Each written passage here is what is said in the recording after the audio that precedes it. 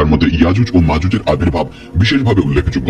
কোরআন ও হাদিসে এই জাতিগুলোকে বিপুল জনসমষ্টি হিসেবে বর্ণনা করা হয়েছে, যারা পৃথিবী জুড়ে দুর্নীতি ছড়াবে। তাদের বন্দীদশা থেকে মুক্তি দেওয়া হবে এবং প্রাথমিকভাবে তাদের শক্তি অপ্রতিরোধ্য বলে মনে হবে, কিন্তু তাদের পতনও ঘটবে সামরিক শক্তির মাধ্যমে নয়, বরং সরাসরি ঐশ্বরিক হস্তক্ষেপের মাধ্যমে। আল্লাহ তাদের উপর একটি রোগ প্রেরণ করবেন, যা এক রাতের মধ্যেই তাদের সবাইকে ধ্বংস করে দেবে। এই ঘটনাগুলির ক্রম মানব ইতিহাসের শেষ অধ্যায় সম্পর্কে এক গুরুত্বপূর্ণ বাস্তবতা প্রকাশ করে।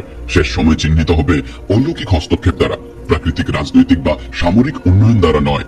মানব প্রচেষ্টা একাই শেষ সময়ের ভয়াবহতা চ্যালেঞ্জ মোকাবেলায় যথেষ্ট হবে না। কেবল আল্লাহর ঐশ্বরিক শক্তি মানব জাতিকে এই সংকট থেকে মুক্ত করতে সক্ষম হবে। এই প্রজ্ঞাই বোঝায় কেন আল্লাহ ঈসা আলাইহিস সালামকে এই দায়িত্বের জন্য মনোনীত করেছেন।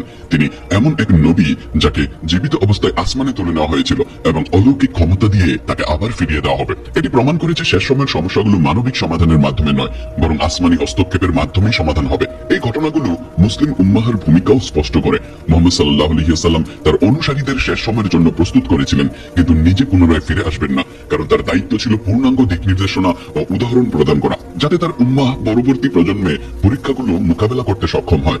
শেষ সময়ের বিশ্বাসীদের ভূমিকা হবে দাজ্জালের প্রতারণা চিহ্নিত ও প্রতিরোধ করা এবং ঈসা আলাইহিস সালামের সাথে ঐশ্বরিক ন্যায় বিচার প্রতিষ্ঠায় অবদান রাখা। নবী সাল্লাল্লাহু আলাইহি ওয়াসাল্লাম তার শিক্ষা ও জীবনচর্চার মাধ্যমে যে আধ্যাত্মিক প্রস্তুতি দিয়েছেন, তাই তাদেরকে এই মহাজাগতিক ঘটনাবলিতে গুরুত্বপূর্ণ ভূমিকা পালনে সক্ষম করবে।